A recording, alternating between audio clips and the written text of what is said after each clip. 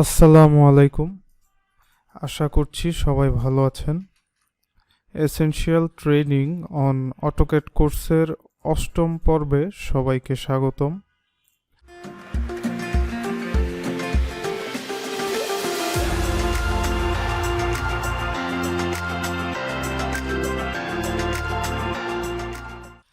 আমাদের লাস্ট লেসনে আমরা হোম ট্যাবের আন্ডারে যত টুলস আছে বেশ ভালো একটি আইডিয়া নেওয়ার চেষ্টা করেছি সেগুলো সম্পর্কে।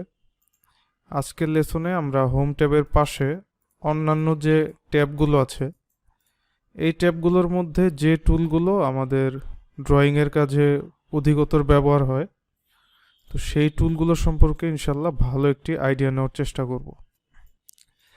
যেমন আমাদের ইনসার্ট ট্যাব থেকে আমরা ফার্স্ট অফ অল আমাদের ড্রয়িংয়ে সেভকৃত যে কোনো ব্লক ইনসার্ট করতে পারি, অথবা আমরা চাইলে ব্লকটিকে সিলেক্ট করে ডেফিনেশন প্যানেলের আন্ডার থেকে ব্লকটি চাইলে এডিট করতে পারি। যেমন আমি যদি সামান্য এডিট এই ড্রয়িংয়ে করতে চাই, দেন আমরা যদি ক্লোজ ব্লক এডিটর অপশনে ক্লিক করি, ড্রয়িংটি সেভ করি, তাহলে আপনারা দেখতে পাচ্ছেন ব্লকটি অটোমেটিক এডিট হয়ে গিয়েছে। অ্যান্ড দেন আমরা রেফারেন্স প্যানেলের আন্ডার থেকে অ্যাটাচ অপশনে ক্লিক করে চাইলে আমাদের ড্রয়িংয়ে যে কোনো ইমেজ ইনসার্ট করতে পারবো। এবং আরেকটি ইম্পর্ট্যান্ট ফিচার আছে, যেমন আমরা যদি আমাদের ড্রয়িংয়ে কোনো পিডিএফ ইম্পোর্ট করতে চাই তার জন্য একটি অপশন দেওয়া আছে। যেমন এই অপশনে ক্লিক করে আমরা আমাদের পিসি থেকে যে কোনো পিডিএফ কিন্তু সিলেক্ট করে পিডিএফ সাধারণত আমরা ড্রয়িংয়ে ইম্পোর্ট করে থাকি। সো আপনারা দেখতে পাচ্ছেন আমাদের পিডিএফটি কিন্তু ইম্পোর্ট হয়েছে।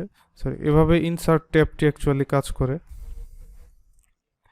দেন আমাদের অ্যানোটেড ট্যাব থেকে আমরা আমাদের ড্রয়িংয়ের যে কোনো টেক্সট অথবা ডাইমেনশন বা লিডার ম্যানেজ করতে পারি।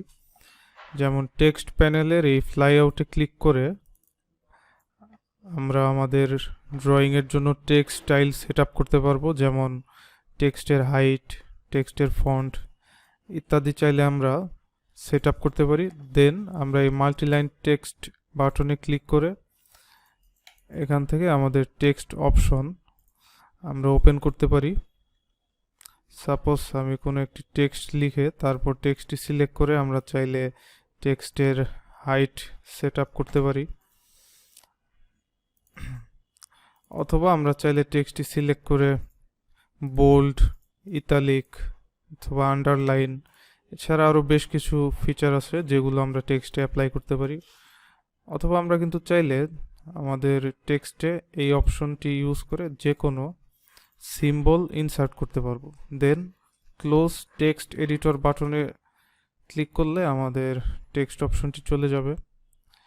পাশাপাশি আমরা আমাদের ডাইমেনশন প্যানেল থেকে এই ফ্লাইআউটে ক্লিক করে আমাদের টোটাল ডাইমেনশন সেট আপ করতে পারবো। এবং আমরা চাইলে যে কোনো ধরনের ডাইমেনশন কিন্তু মেজার করতে পারবো এই অপশনগুলো থেকে। যেমন লিনিয়ার ডাইমেনশন আমরা চাইলে মেজার করতে পারি, অথবা এই ফ্লাইআউটে ক্লিক করে আমরা যদি রেডিয়াস অপশন সিলেক্ট করি তাহলে কিন্তু আমরা যে কোনো সার্কেলের রেডিয়াস অথবা অন্যান্য বিভিন্ন ডাইমেনশন এই অপশন থেকে মেজার করতে পারি। দেন আমাদের লিডার প্যানেলের এই ফ্লাইআউট থেকে আমরা আমাদের মাল্টি লিডার সেট আপ করতে পারবো। দেন আমরা চাইলে মাল্টি লিডার বাটনে ক্লিক করে টুলটি অ্যাক্টিভ করে আমাদের ড্রয়িংয়ে যে কোনো মাল্টি লিডার আমরা কিন্তু চাইলে ইউজ করতে পারবো। এভাবে অ্যাকচুয়ালি আমাদের অ্যানোটেড প্যানেলটি কাজ করে। দেন আমাদের প্যারামেট্রিক ট্যাব থেকে আমরা বিভিন্ন জিওমেট্রিক কনস্ট্রেন্ট এবং ডাইমেনশনাল কনস্ট্রেন্ট পেয়ে থাকি। এই কনস্ট্রেন্টগুলো ইউজ করে আমরা একাধিক অবজেক্টের মধ্যে বিভিন্ন রিলেশন ডেভেলপ করতে পারি। যেমন আমি যদি চাই এই দুইটি পয়েন্টকে একত্রিত করার জন্য, তাহলে আমরা আমাদের জিওমেট্রিক প্যানেল থেকে এই কোইন্সিডেন্ট টুলটি ইউজ করতে পারি। টুলটি অ্যাক্টিভ করে আমরা যদি পয়েন্টগুলো সিলেক্ট করি তাহলে আপনারা দেখতে পাচ্ছেন যে লাইনগুলো একত্রিত হলো। অথবা আমরা চাইলে এই দুইটি সার্কেল কনসেন্ট্রিক করতে পারি, সেজন্য আমাদের এই কনসেন্ট্রিক বাটনে ক্লিক করতে হবে অ্যান্ড দেন আমরা যদি সার্কেলগুলো সিলেক্ট করি, দেখতে পাচ্ছেন সার্কেলগুলো একটি সেন্টারে বসে গিয়েছে। এবং আমরা চাইলে আমাদের ডাইমেনশনাল কনস্ট্রেন্ট ইউজ করতে পারি, যেমন লিনিয়ার কনস্ট্রেন্ট যদি ইউজ করি তাহলে একটি লাইনের শেষ দুটি পয়েন্টে সিলেক্ট করলে লাইনের ডাইমেনশন আমরা দেখতে পাচ্ছি। বাট এখানে যদি আমি ডাইমেনশন চেঞ্জ করি তাহলে আপনারা দেখতে পাচ্ছেন ডাইমেনশনের সাথে আমাদের লাইনের লেন্থও চেঞ্জ হয়ে যাচ্ছে। ঠিক একইভাবে আমরা চাইলে আমাদের আরও অন্যান্য ডাইমেনশনাল কনস্ট্রেন্ট, যেমন আমি যদি ডায়ামিটার টুলটি সিলেক্ট করি এবং সার্কেলে ক্লিক করি তাহলে আমরা সার্কেলের ডায়ামিটার দেখতে পাচ্ছি। এখানে যদি আমি সার্কেলের ডায়ামিটার চেঞ্জ করে দেই তাহলে আপনারা দেখতে পাচ্ছেন ডাইমেনশনের সাথে আমাদের সার্কেলের সাইজটিও চেঞ্জ হয়ে গেল। অ্যান্ড আমরা যদি চাই এই কনস্ট্রেন্টগুলো হাইড রাখতে তাহলে আমরা এই হাইড অল অপশনে ক্লিক করতে পারি, দেন আমাদের কনস্ট্রেন্টগুলো হাইড অবস্থায় থাকবে। সো এভাবে অ্যাকচুয়ালি প্যারামেট্রিক ট্যাবটি কাজ করে। তারপর আমাদের ভিউ ট্যাব থেকে আমরা আমাদের ড্রয়িংয়ের যাবতীয় ভিউ কন্ট্রোল করতে পারি।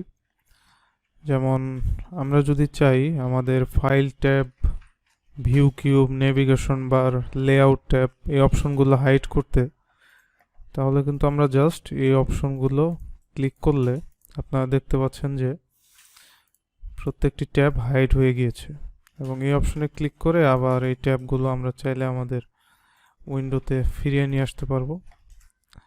পাশাপাশি আমরা যদি চাই view port configuration option use করে আমাদের উইন্ডোতে একাধিক ভিউ নিয়ে আসতে পারি। যেমন আমি যদি টু ভার্টিক্যাল এই অপশনে ক্লিক করি তাহলে আমাদের ড্রয়িং উইন্ডোটি দুইটি ভার্টিক্যাল উইন্ডোতে ডিভাইড হয়ে যাবে। আমরা সাধারণত সিঙ্গেল অপশনটি রাখব। পাশাপাশি আমরা চাইলে কোনো অবজেক্টের যদি প্রপার্টি চেক করতে চাই তাহলে আমরা অবজেক্টটি সিলেক্ট করে এই প্রপার্টিস অপশনে ক্লিক করতে পারি। এখান থেকে আমরা অবজেক্টের এরিয়া এবং অন্যান্য প্রপার্টি দেখতে পারবো। অথবা আমরা যদি এই টুল প্যালেট অপশনে ক্লিক করি তাহলে আমরা আমাদের বিভিন্ন ক্যাটাগরির যে ব্লক অটোমেটিক আমাদের সফটওয়্যার ইনস্টল করা আছে বা ইনপুট করা আছে সেগুলো আমরা চাইলে আমাদের ড্রয়িং উইন্ডোতে নিয়ে আসতে পারবো।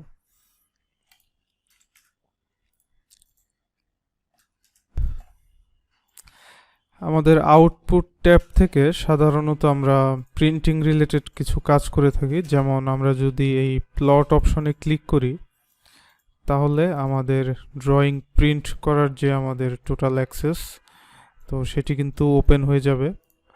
এবং এর পাশাপাশি আমাদের আরেকটি ইম্পর্টেন্ট অপশন আছে যেটি হচ্ছে ব্যাচ প্লট।